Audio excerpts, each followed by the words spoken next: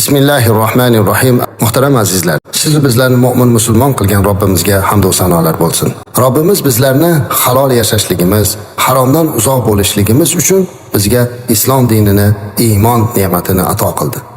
Haromdan uzoq bo'lib, halol yashayotgan, taqvoga intilayotgan har bir mu'min musulmonga Alloh ajrini, mukofotini ko'paytirib bersin. Ba'zan bilib bilmay qilib qo'yadigan gunohlarimizni Allohning o'zi kechirsin. Gunohlar ham har xil bo'ladi azizlar. Gunoh bo'ladiki, banda bilmasdan ixtiyorsiz qilib qo'yadi. Tavba qiladi, yolinib yolvoradi, istig'for aytadi. Kechirguvchi Robbimiz Arhamar Rohimin o'zidir. Lekin shunday gunohlar ham borki azizlar, u gunohning kasofati o'ziga emas, oilasiga ham, balki jamiyatga ham ta'sir qiladi.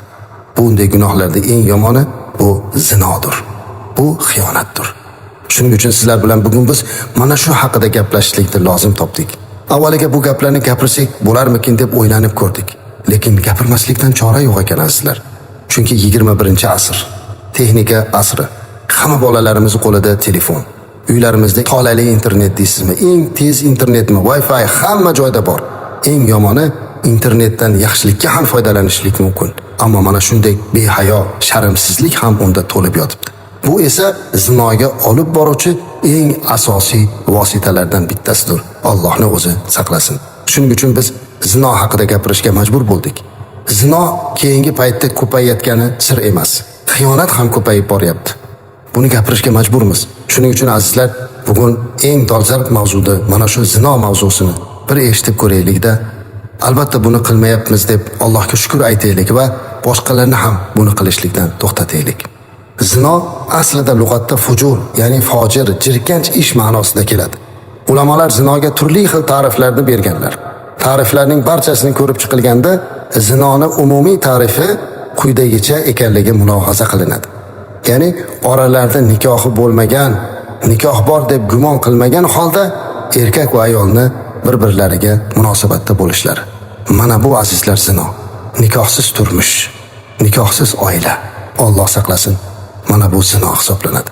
Zino bu harom azizlar. Zino barcha samoviy dinlarda harom qilingan. Hamma samoviy dinlarda, hammasida, islomdan avval qancha din kelgan bo'lsa, hammasida zino haromdir. Hammasi zino uchun aniq jazolar belgilangan.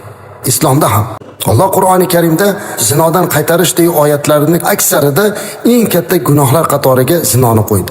Alloh aytayapti: Mo'min bandalarning sifatini, musulmon bandalarning sifatini aytib, ular Alloh bilan birga biror ilohga iltijo qilmaslar.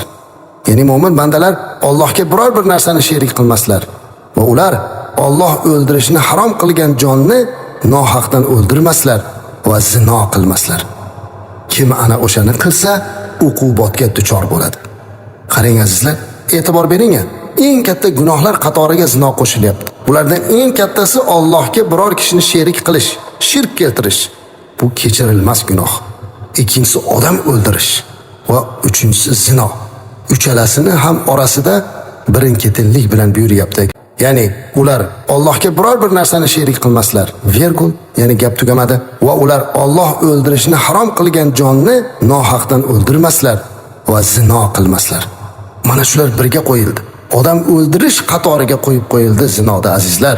Shunday ekan zino shar'an harom narsa. Bundan albatta qochish kerak.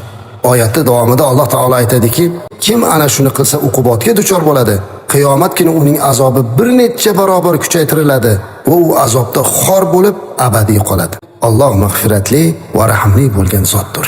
Tavba qilsa, solih amal qilsa, iymon keltirsa, albatta uni yomonliklar yaxshilikka almashtiriladi.